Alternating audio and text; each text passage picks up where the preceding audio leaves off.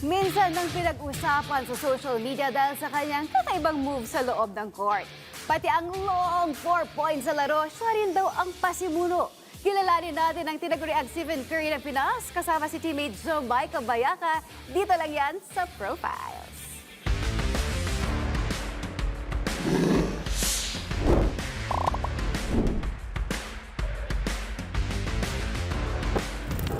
Every jersey has its own story. Kaya naman, are you ready to hear what's that seal? Samahan niyo kong alamin ang storya ng inyong idol outside the game. Ako si Jomai Cabayaca at ito ang Profiles.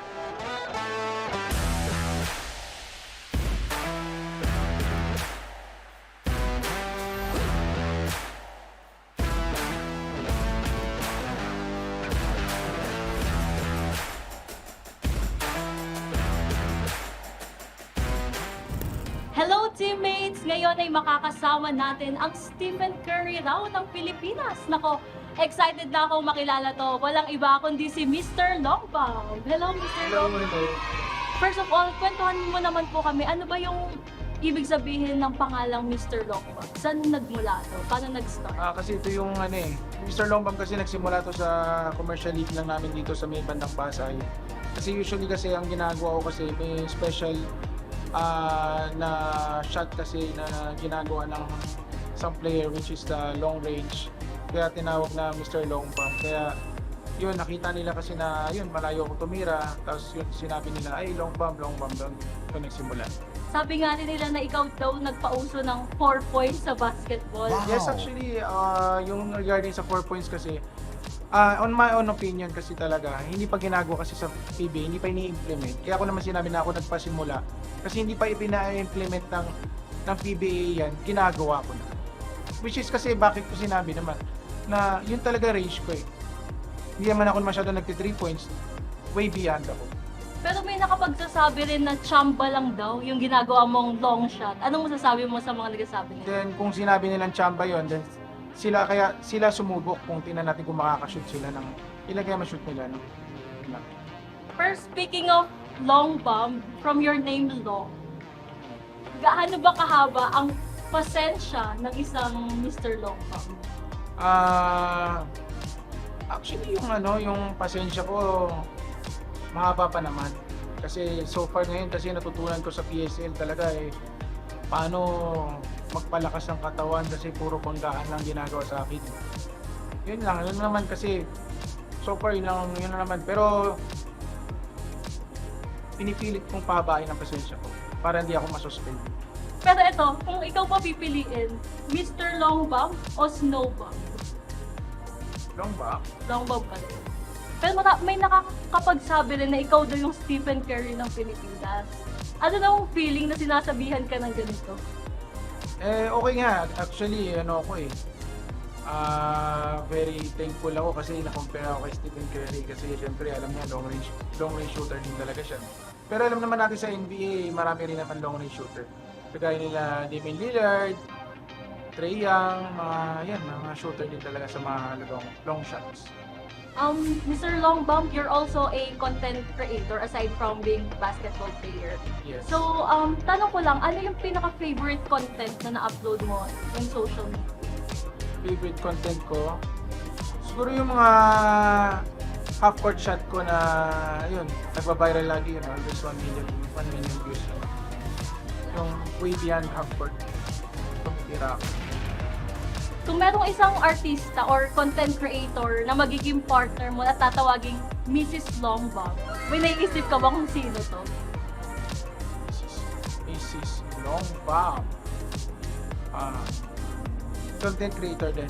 Content creator or artista or... Actually, gusto ko yung content creator lang si Ivana Alawi. Wow! Ivana Alawi. Bakit si Ivana Alawi? Kasi talagang napakaganda niya, napaka-sexy niya. At the same time, feel ko talaga makukuha niya yung kiliti ng masa at at the same time yung content namin magiging swak na swak sa mga manonood. Have you met Ivana Alawi in person? Not yet, not yet. Oh, natin. Eto tanong ko, meron ka bang kamukhang artista or kalokalike? Sa tingin mo, sino yung ultimate kalokalike mo? Ito pala eh. Agassi Ching.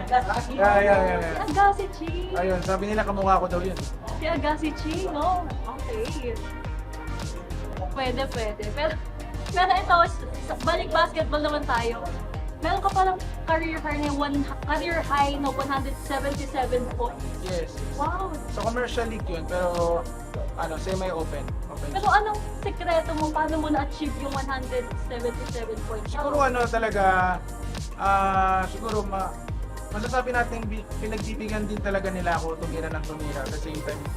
Masasabi ko, syempre, binabantayan din nila ako, pero hindi ganun kahigpit. Pero may bantay naman.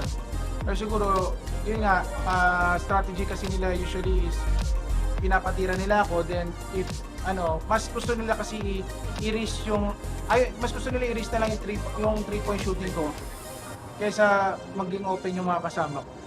Eh sabi kasi nila low percentage shot naman. Nangyari, mas marami ako na shoot ng araw na yun. Kaya talagang grabe rin talaga. Pero syempre, as a public figure or as a content creator, syempre hindi naman natin may iwasan na merong nababash, negative comments. So, ano yung pinaka malalang comments na na-receive mo? Pero nagbabasa ka ba ng mga Oo. Pinaka siguro nasasabi natin Mongoloid, PWD, lang, special child, ganun yung mga salita nilang sa mga nakikita ko lagi sa comments. Pero hindi ko na nang pinapansin kasi alam naman natin na hindi naman totoo yan. Pero at the same time, syempre,